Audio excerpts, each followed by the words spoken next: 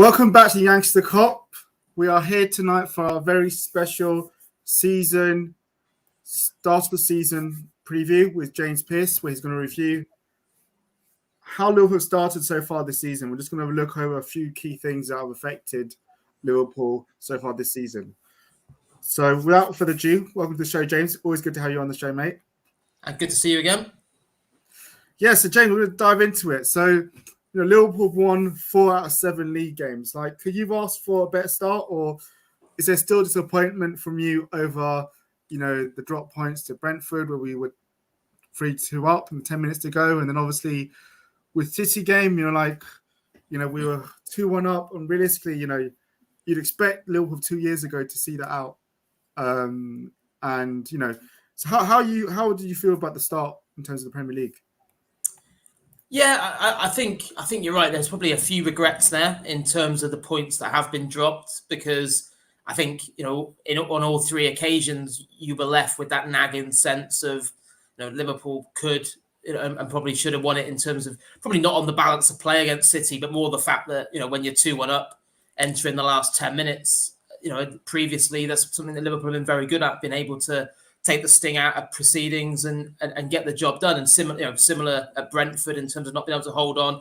Chelsea was obviously different, because despite the numerical advantage, Liverpool just couldn't make it count. They really struggled to create and get in behind Chelsea, who were incredibly well drilled after they were down to 10 men. But I think when you look at the bigger picture, it's been a really, really good start. I think I think there was a lot of question marks going into the season. I think, it was like, how quickly can Van Dijk and Matip get back to where they were? Obviously, Jordan Henderson missed a lot of football in the second half of last season as well.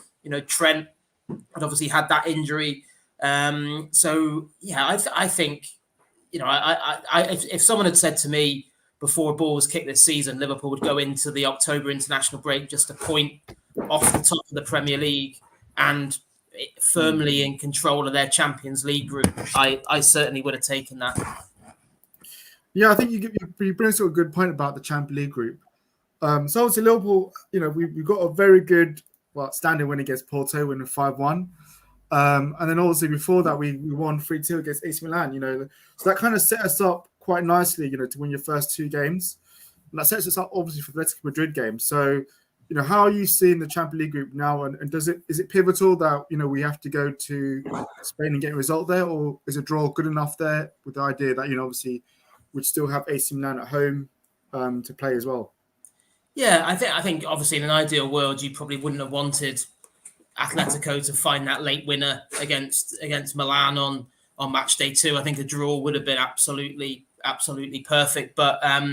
No, I think I haven't been particularly impressed by Atletico when I have seen them so far this season. I don't think they're the same force as when they knocked Liverpool out of the Champions League the season before last. So it'd be a really good test over there. I think it was confirmed in the last few days, wasn't it, that the stadiums will be back up to full capacity over in Spain. So Liverpool know from their last trip there that it can be quite a daunting environment. So yeah, I think obviously a tough opponent, but I think the fact that Liverpool have got that bit of leeway in the group, I'm not overly concerned. I think I think Liverpool are in a fantastic position to progress. Yeah, I think so. Obviously we don't have the best record in Spain, but I do agree with you there that Atletico Madrid, they struggled this season, and they don't look the same side as they did 2 years ago when we played them. Yeah, hopefully we get out of that Champions League group. And for you, James, how far do you see us going in the Champions League realistically? Can you see us winning it, or can we compete with the likes of PSG and the Man Cities? I think so. I haven't seen anything in the Champions League so far this season to think Liverpool just getting to the quarterfinals would be a fantastic achievement, and probably that's as far as it will go. I think Liverpool have to be regarded as serious contenders. I think, similarly, I think when we talk about the Premier League, I think the big thing for Liverpool has to be keeping key personnel fit, because we know that they don't have the same level of depth as City.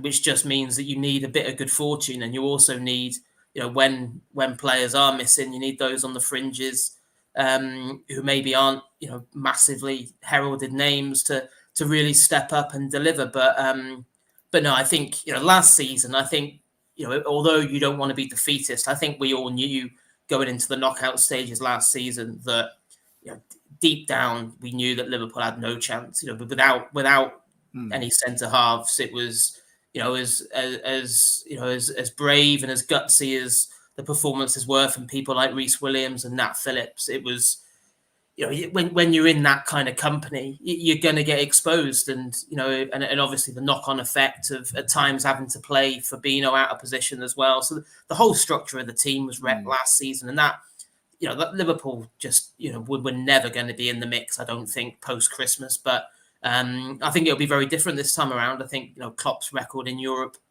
is still massively impressive. He's had a couple of painful exits against, obviously, Atletico and Real in the last 2 seasons, and he'll be absolutely desperate to put that right. Yeah, definitely. Just reading some of the comments here. Good to see you, Norman. Good to see you, Dave. Brian says here, good start. Who's bothered about winning stuff? Just let's enjoy the ride under Klopp, the lads and FSG, and of course, also the heartbeat of Liverpool LFC fans. Norman's got a question for you, James. Like, do you think that at the moment Matip and Dijk are still ring rusty, to use the boxing term, and we would see the best into the new year? What's your opinion on them two? Yeah, I mean, I actually think Matip's been really good. I think I thought he was great again against City on the weekend. Probably the only real blip I'd say for him so far with Brentford, but I thought he got bullied a little bit at times. But I wouldn't say Matip has looked massively rusty. I think, and even with Van Dijk, I know there's been a big spotlight on Van Dijk, and okay, he might have lost the odd duel here that you wouldn't expect him to, and maybe his touch has let him down at times. But after such a serious injury, I actually think Van Dijk has performed at a really high level so far. When you think of how much football he missed, I mean, when you talk to medical staff, they quite often talk about if a player misses 8-9 months with an ACL, it can be that time again before they're back to where they were before the injury. And I think it's testament to the two of them, the fact that Liverpool paid a fair amount of money for Ibrahima Konate in the summer, and he's having to settle for warming the bench, because I think Matip has quite rightly nailed down that spot alongside Van Dijk at the moment. And I only think they'll get better. I'm sure Van Dijk will inevitably be more commanding in the second half of the season than in the first half, just because I think with every passing week he's gonna benefit physically from the extra minutes in his legs. Yeah, I definitely agree there. Everyone else watching, do smash that like and subscribe button. We do appreciate you. It helps us get on people like James Pearce. So going on to injury updates, James, can you tell us any more in terms of like Thiago and Trent? Because obviously, we saw on the weekend, as great as Milner has been, it was fantastic against Palace. In some of the games he's played so far this season. I think the Man City game was one bit too far for him in terms of, that game. And I think he struggled quite a lot in that game. But obviously it's understandable because he's 36 and he's played a lot of football. But can you tell us, like, with United and Atletico Madrid coming up, those are big games. Are Trent and Thiago, from what you've heard, likely to be fit for those games? Because I know they said after the international break, but when? Because I think there's obviously a bit of concern. We saw on the weekend how them two were badly missed. I think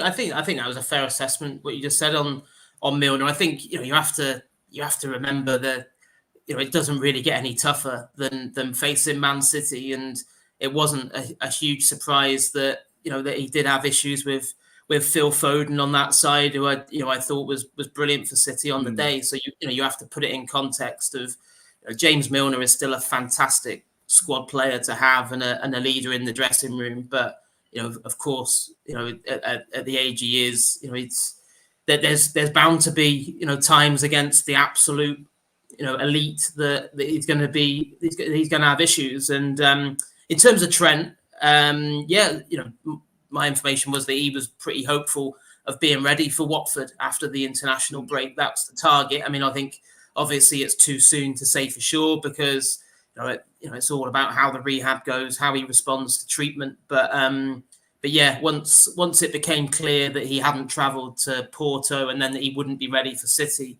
I was told the hope was that he would be ready for after the international break. Not 100% sure on Thiago. I think obviously Klopp said initially didn't need 2 games, and then it quickly became clear it was going to be a bit more than that.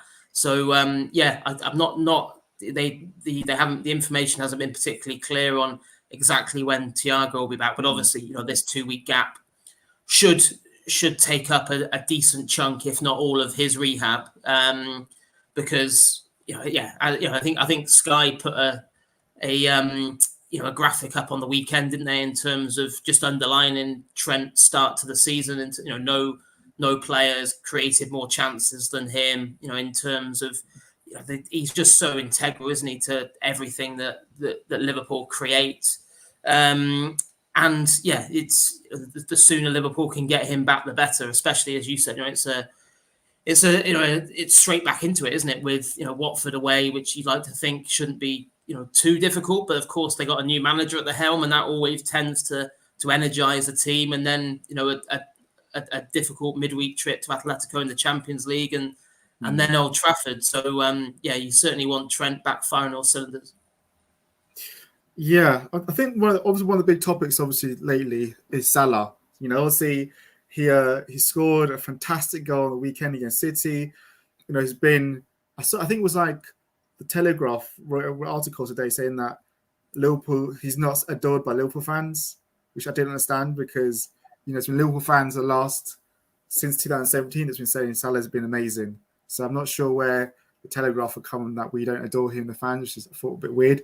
I think it's more parts of the media I always felt that haven't appreciated Salah or shown him the recognition. When you hear about people like, I think it was Robbie Savage that said he would sell Salah for Sancho this summer, and I was like, how are you saying you're going to sell Salah, who's had amazing stats, for Sancho, who's very good player, but he's not produced in England like Salah has. So I didn't understand how Savage was saying that on TalkSport.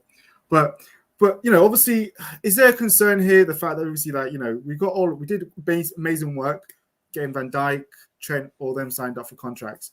But is there a concern here because Salah still hasn't signed a new contract, and the fact that FSG might not pay him what he wants? Because obviously, we've all seen how good Salah's been. He's been arguably one of our best players in the Premiership era, outside of Steven Gerrard. And I think for me, I get he's 29, but I think for me, the concern is here, we can't lose Salah, because we're going to find it hard to find a player that does what he does on the pitch in the market. So doesn't it make more financial sense for them just to pay Salah what he wants? I know about the wage structure, but I saw your piece, I think it was yesterday, you wrote, where he should be one where they make an exception. So is there a real chance that FSG might not give him a contract and just let him write him down? Or is that not going to happen at all from your point of view? Well, I think first of all, on your first point, I think the only people that don't fully appreciate Mohamed Salah are people that don't watch Liverpool regularly, because anyone that I know who's watched him, and anyone who's followed Liverpool in the last 4 and a bit years, pretty much from the day he walked through the door from Roma, absolutely adores him. So the consistency levels he's shown have been absolutely unprecedented. You look at what is he, 10th I think at the moment in the all-time scoring list. I think what is he, 30 odd behind Michael Owen, 40 odd behind Robbie Fowler. He's reeling in some of the greatest strikers in the club's history, and he's not even a striker, is he? He's a wide attacker, and it is remarkable. I saw something last week where scoring in consecutive games where he'd actually beaten his own record, and you think that's almost the level he's at now, where Mohamed Salah is just breaking his own records that he's set previously. So in terms of the contract situation, it's just a situation which is ongoing. Negotiations. I was told started a couple of months back, and I'm not massively concerned at the moment. I think clearly when he makes a start to the season like he has done this season, 9 goals, 3 assists in 9 games in all competitions, I think it inevitably becomes a talking point. And it, to me, it was the big talking point after the weekend in terms of like, the thought of losing Mohamed Salah, whether that is next summer when he's down to his last year or as a free agent the following summer, is absolutely unthinkable to me. Because how on earth could you let someone so gifted, so influential, someone who's such a perfect fit for Klopp's team, walk out the door? I just think it, you just can't allow it to happen. And, of course, there's a financial question there. And I think that's why it was always going to, people say, oh, why were they able to agree, Van Dijk and Fabinho and Alisson and Trent and Robertson and Henderson, all these contracts? But this was always going to be different. This was always going to be more problematic because, we're talking about a contract which will be unprecedented financially in Liverpool's history. Mm-hmm. So, it was never going to be an easy one for Michael Edwards to sort. And, the summer of 2023 that he's still under contract to, I think it's still a reasonable amount of time. I think you just want to avoid a situation where you go into the new year and, if it's still not sorted, then I just think it becomes an unwanted distraction in the second half of the season. And then suddenly, if it gets to next summer, then you really do have a problem on your hands when you've got a player, so key who's down to his last year. So there's no doubt FSG are desperate to keep him. I think there's also, Salah himself, I haven't spoke to anyone that thinks that his head has been turned or he's thinking about moving on. I think he appreciates that as good as he's been for Liverpool, Liverpool have also been incredibly good for him, and he feels the love of the supporters, and he knows that he's such a good fit for Klopp's system. It just comes down to are the numbers going to be right for all parties? And I'm sure Rami Abbas has set the bar incredibly high in terms of what he's hoping to get for Mo Salah. And obviously at the moment whatever's on the table isn't acceptable. But I still hope a compromise can be reached. I think, I think common sense dictates it has to be. I think, and if you want to keep the best, you've got to pay the going rate for the best. And, I can understand why Salah would look at Grealish on 300 grand a week or Kevin De Bruyne on nearly 400 grand a week and say, well, hang on a minute, look at my numbers compared to them. Look at my fitness record compared to them. And even the stuff about, I don't think for a minute the stuff about Salah's age really comes into it because, we know how FSG rely on data so much, and, they will know that there's absolutely no sign of Mohamed Salah slowing down. He's an absolute machine physically. I think he'll still be playing at the top level at the age of 34, 35, absolutely easy. So I don't think it's any kind of gamble on that front. I think it's just a case of, trying to get a deal that's that isn't too far, I guess, outside of the existing wage structure. Yeah, I hope it gets done because, I think just like you, Pearce, I think I'd be disappointed, I'd be gutted if we let him go because I just, even like Norman's saying here, Salah's got 134 goals. I can't see how we can allow someone like that to leave, and so I hope it gets done. Big topic that's been coming up is the defensive or midfield. Even in the Brentford game, because I don't want to say it's because of Trent missing, the Brentford game, on the AC Milan game, our right-hand side midfield, I know it looks weakness right now. Is there a concern from you that Henderson, as much as I love him, I think he's a fantastic captain, been a fantastic player for us, and I wouldn't swap him for anyone, but in terms of his, because of injuries and age, being able to cover the fullback, because we saw them against Milan, they had a lot of joy down that right-hand flank. Brentford had a lot of joy down that right-hand flank, and City as well. In terms of the fullback being covered, because I think when it's Trent or Milner, they're not getting any protection on that right-hand side. Obviously Salah doesn't. He comes back sometimes, but a lot of times before, 2 years ago, we used to see how Henderson and Gini were very good at protecting the fullbacks, allow them to push forward. The left-hand side strong. No concerns there. It's more the right-hand side, which is where teams are attacking down. So is there a concern for you? Because I've heard even Gary Neville saying that which I don't really normally agree with him, but he said that we lack think it's robust. There's that robust. There's a lack of energy sometimes in midfield. And even with Fabinho, like he's not played that well in a couple of games now. I know Fabinho could be a form, but is there a concern there for you in terms of midfield protecting the defense and defensive issues, because we are conceding a lot of goals? Yeah, I mean, I think that there's been a couple of times when Liverpool have been exposed on that side, but I wouldn't say it's a massive concern. I think clearly there's had to be a bit of a tactical rejig since they lost Harvey Elliott, because that was a very different looking right side of Liverpool's team. Starting the season obviously off with him there, and you'd have to say that functioned really well with the way that Harvey Elliott stepped up, and that understanding he seemed to have with Trent and Mo Salah on that side. So I think there's obviously had to be a bit of a reshuffle since then. Obviously, and then the games when James Milner's played it right back as good as he as well as he's done there. You aren't going to get the same going forward as you get from Trent. So of course that affects balance as well. And I think it goes without saying that Henderson, first half, especially on Sunday, I thought he really struggled probably as much as any Liverpool player out there. But, a few days earlier, I thought Henderson was great in midweek against Porto. So I'd say him probably, similar to Van Dijk in terms of still striving to get back to his levels on a really consistent basis, having missed a hell of a lot of football last season. So yeah, and there probably is an element there as well of in that midfield in terms of missing Wijnaldum at times. In terms of obviously people always questioned what Wijnaldum gave you going forward, but he was incredibly disciplined in terms of filling in gaps and covering and dropping in when he needed to, and noticing danger and dealing with it. So. And also I think the injuries in midfield haven't helped either, have they? With losing Thiago, obviously.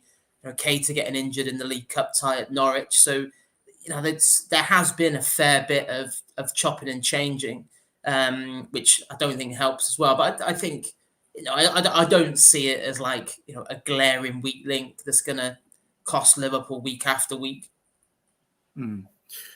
James, no one's got a question for you, James, here. Do you think that Henderson should consider international retirement like Milner to enhance his chances of playing regularly for us? Purely selfish from his point of view. I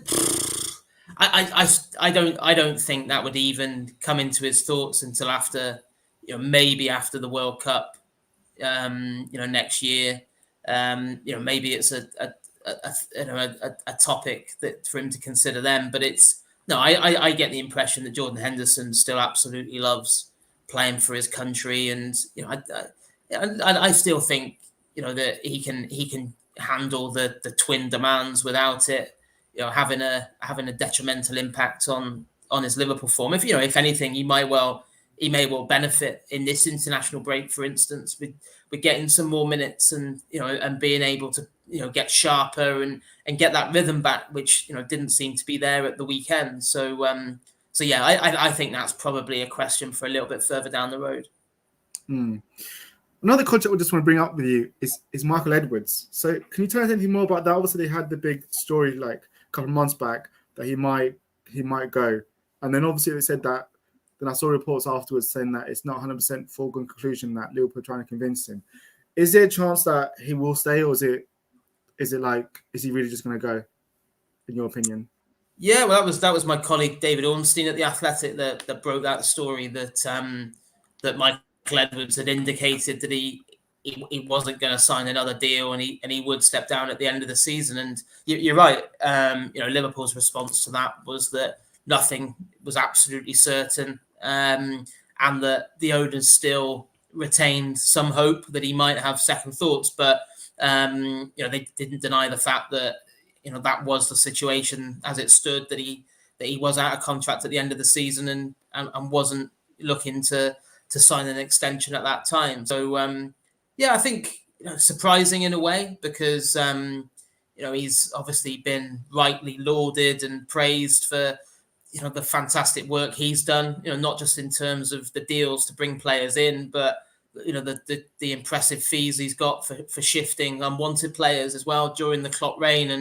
And there's been a really good dynamic between him, Klopp, and Mike Gordon in terms of the three guys at the top who run the club on a day-to-day basis. But from what I was told, it was, it seemed like his kind of thought process at the moment, or certainly when that story first came out, and I wrote about it in the days that followed, that his thought process was that he was thinking about just trying something different and taking a break, and because as prestigious as it is being sporting director at Liverpool, it also is all consuming in terms of your life, and Michael Edwards has got a young family as well, so yeah, I think of course whilst this season's still ongoing, and clearly at the moment there isn't a successor absolutely lined up. I think Julian Ward is rightly being talked about as a potential successor, and that certainly makes sense because when you look back to not many clubs have an assistant sporting director. It was a new role that Liverpool created really to kind of recognise just how Julian Ward had really impressed and earned everyone's respect with the work he'd done in terms of the loan players and some of the contract negotiations he'd been entrusted with. So he's bound to be in the mix, but nothing absolutely certain at the moment. But unless there's a change of heart for Michael Edwards, then I would expect him to step down come May. So going on to the rest of the season, because obviously January, Christmas time is going to be a big period for us, and obviously there's a chance we're going to lose Salah and Mane for at least 3 games, maybe, depending on how far both of their clubs go in the African nations. Is that a concern for you in terms of when you think about what Liverpool do in the summer, in terms of not getting another forward, because do you see it's sufficient enough to Mane and Origi to for Origi and Minamino to step up, and also the fact that Jota's kind of hit a little barren run here in terms of goals. He's playing really well but not scoring. So is there a concern that that we'd have sufficient enough for the ranks to still push forward? Because I think we might have to play Chelsea as well on New Year's Day as one of the games. So is there a concern there for you in terms of over the Christmas period, in terms of what we did in the summer? 100%. I think that was. I think there were probably 2 areas, weren't there, come the end of the window where you felt, have Liverpool really got enough for the challenges ahead? And it was not replacing Wijnaldum, which I still think could bite them, but I find not replacing Wijnaldum directly this summer more understandable in the context of how well Harvey Elliott then did when he was thrown in, and clearly Klopp had worked with him on that in pre-season. And it still worries me when you look at the injury record of someone like Keita and also Oxlade-Chamberlain, in terms of there probably will be a time when you're going to be really relying on these guys. So that midfield was one area, but the main concern for me was that cover for the front line, because it just felt that I just think there's too big a drop off between what is essentially a quartet now, because I think Jota has done so well in the first year at Liverpool to kind of gate crash that the long established front three, which is shown by the way that he's getting picked ahead of Firmino on a regular basis. But the drop off to Origi and Minamino, and and I think there were reasons behind that. I think even Klopp himself, didn't he, said that they were expecting Origi to leave this summer. It felt to me at the end of last season like a parting of the ways was inevitable, because it just felt it had gone a bit stale, and he probably wasn't going to be able to force his way back in. Surely he would want to go somewhere and play regularly. But and I felt sorry for Origi, because I think towards the end of the window, I think a lot of people kind of thought, well, he was almost somehow dragging his heels, and then that was stopping Liverpool from being able to make a signing. But that was never true, because there was never ever a deal on the table that was remotely attractive to Liverpool. So, in the absence of that, they decided, well, we're going to have to keep Origi. We're going to have to work with him. We're going to have to try and get him back to the levels we know that he has reached previously. So, that is a worry for me. Of course, Liverpool have that insurance policy of, they do have the option of bringing someone in when that window opens in January. Whether they do that or not, I think will depend to a large extent what we see from Origi and Minamino in the next few months. I think, it was really promising, the way that they stepped up away to Norwich in the Carabao Cup. I thought, I thought they were both great that night, and Origi, prior to that as well. When he got his chance against Milan, and you just think, right, they have to kick on from there. They have to go and try and deliver at that kind of level week in, week out, because if they don't, then and Liverpool don't do business in January, then it's difficult not to see there being a drop off. Yeah, totally agree there. So moving on, I want to talk about the new stand. Obviously, they showed that Liverpool with Klopp putting the spade in the ground the other day. How big is that for Liverpool? The fact that that they've finally able to get to work on expand the stadium that obviously they had to put off prior year. Obviously I know costs have risen and they've gone up to 80 million, but still, it's still great news if they can get the stand.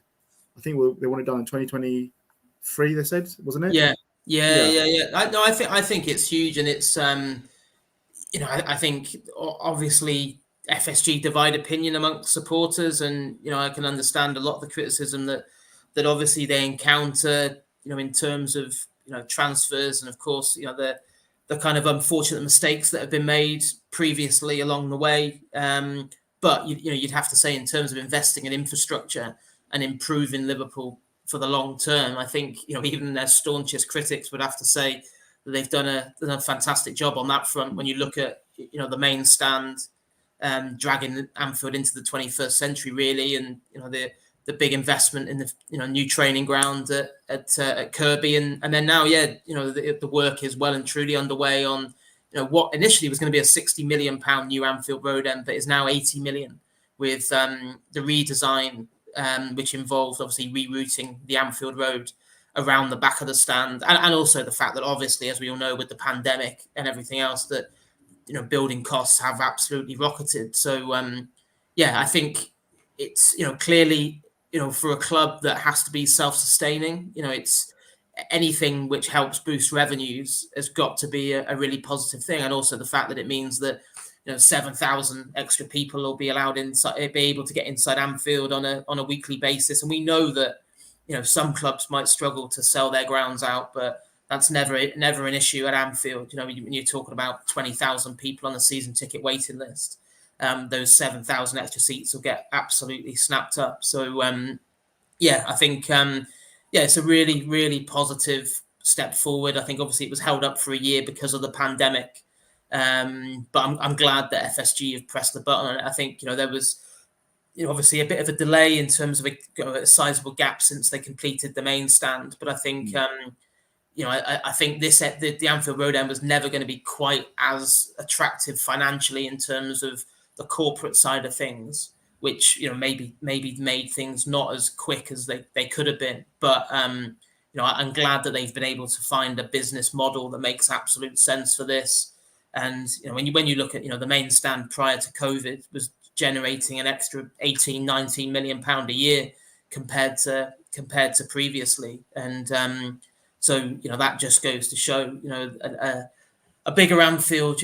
Not only does it whet your appetite in terms of the atmosphere that those extra 7,000 will be able to generate, but also the extra bit of revenue, which we know FSG might not put any money into the club out of their own pocket, but they also don't take any money out. So everything that gets generated goes back into the club and into the playing squad. Definitely agree there. And obviously, there's a big topic that we all saw with the European Super League, but it was recently reported that how UEFA are going to scrap the fines for the Super League teams. So have you heard anything about that? And how is that, obviously going to affect the club going forward in terms of, because obviously some people are still saying that the Super League is still on the table potentially as well, because obviously Madrid and Barcelona and Juve never left and never got punished. So how do you feel that? Is that done for you, or is it still? Yeah, I think UEFA didn't really have much choice, did they? Because I think a Spanish court had ruled that it wasn't legally right to pursue action against the three clubs who had never officially withdrawn from the Super League, and and on the back of that, I think UEFA didn't want a long, protracted, and probably very expensive battle. for what would have been a relatively small amount of money. I think it was 15 million euros combined that the clubs had agreed to pay. And I think Liverpool also would have been hit in the pocket with 5% of their kind of European prize money for this coming season. But that's no longer a risk. They won't suffer that. I think, obviously some clubs will probably say, well, hang on a minute, is that really right? When, they threaten this breakaway. But it's clearly a legal issue there, and I think UEFA have got their hands full at the moment as well, kind of battling against FIFA and FIFA's plans to try and bring in a World Cup every 2 years. So yeah, I don't whether it's gone for good. I don't know, but I certainly don't expect to see Liverpool's name linked to any kind of recreation of a Super League anytime soon. I think the message was absolutely loud and clear to John W. Henry the last time he signed them up for that. Yeah, definitely. Hopefully that is the end of it. I think, and the last question I just want to ask you is obviously, so after international break, I know you spoke a bit before, but Watford's potential banana skin, because obviously there's a chance where Alisson's not going to be there. I think maybe Bobby might not be, the Brazilians might not be there for that first game of Watford because of the early kickoff. And I think Liverpool I saw a report saying we had a request to extend the game for the afternoon, the evening rejected. So we always sort of see the new manager effect with, when new manager goes to a new club, and also Watford did end our unbeaten run 2 years ago. So is that potential banana skin, early kickoff, Watford, early morning? Like, how you seen that? Yeah, I think it is as well, isn't it? Because especially with, it's never ideal. I think you never want the early kickoff straight after an international break because I haven't studied yet the international fixtures, but you just know full well that there's going to be a handful of players probably not reporting back till the Thursday, and then if there's games on the Wednesday, then Thursday's clearly a recovery day, and Friday evening or Friday afternoon you're traveling down to London for the game. So it's such a ridiculously quick turnaround. And as you said, I just find it utterly ridiculous, this thing where, the South American teams are playing, 3 qualifiers and are allowed to, I think it's Brazil, Uruguay kicks off at 1:30 a.m. UK time, the day before the Watford game, Friday the 15th of October. So I think it's 30. I think the Brazil game kicks off 35 hours before Watford Liverpool. So what hope of, and I think it damages the integrity of the Premier League because it's just not right that Premier, that international games and Premier League games on other sides of the world could be scheduled so close together. And thankfully Roberto Firmino wasn't included in this squad for Brazil, so it doesn't affect him. It only affects Alisson and Fabinho, but that's enough, isn't it? It's still talking about Liverpool going into what you rightly described as a potential banana skin without the best goalkeeper in world football, and with its form may have been a little bit patchy recently, but still one of the best holding midfielders in world football as well. So far from ideal for Klopp, and I think I'm not surprised to hear that Liverpool tried to get the kickoff time changed, because obviously if it was an evening game, they would have at least had a chance of getting a private jet and getting them back in time. But as things stand at the moment, unless Brazil release anyone early, which I think is very unlikely, because I don't think they'll want to be seen to be doing favours for one club over another and damaging relations, then it's highly likely that Alisson and Fabinho will miss that. And you'd like to think Liverpool would still have more than enough to get the job done. But obviously would be a big day for Quiveen Kelleher, in particular between the posts. But you'd have to say not perfect preparation for the start of a really big week. And one last question, actually, James. We saw Harvey Elliott on today posting pictures on Instagram of him riding a bike and cycling. Is there a chance he could come back earlier, or is it like just as recovery photos? Well, it was certainly a very promising sign, wasn't it? I think, I was told initially that you were looking at anything from probably 4, 5, or 6 months, depending on the extent of the damage around the dislocation. Obviously, there was fractures there as well. I think anyone You saw, Gomez's injury for Everton. I think he was back within 4 months, which was certainly at the extraordinary end in terms of comeback. So yeah, I think probably too soon to say on Harvey Elliott, but even the fact that he was back on a bike, just I think will give everyone a lift, won't it? Because it was such a, I was at Ellen Road that day, and it was just horrible. I mean, it's horrible when any professional suffers a bad injury, but there just seems something especially cruel about such a gifted young player who just got himself in the team and was absolutely living his dream for Liverpool. Because I'd interviewed him a couple of weeks before, and what really struck me was just how much Harvey Elliott loves representing Liverpool, and to have that wrestled away from him, would have been really, really, I think, tough for everyone to take. And but yeah, the great. I think the fact that he knew straight away he would be back again this season, I'm sure that gave him a real lift. And I think when every story I hear about Harvey Elliott in terms of his professionalism and his dedication, that if anyone can get back ahead of schedule after that injury, then it's him. Yeah, hopefully, because he was a fantastic player, and he was playing very well, and it was exciting seeing the partnership between him, Trent, and Salah. But yeah, hopefully he goes back sooner than expected. Anyway, James, really appreciate you coming on as always. It's always a pleasure having you on the show. And we'll look to get you on later on in the season as well, just to give us maybe a review after Christmas to see where Liverpool are at. Otherwise, everyone in the chat, you've been amazing.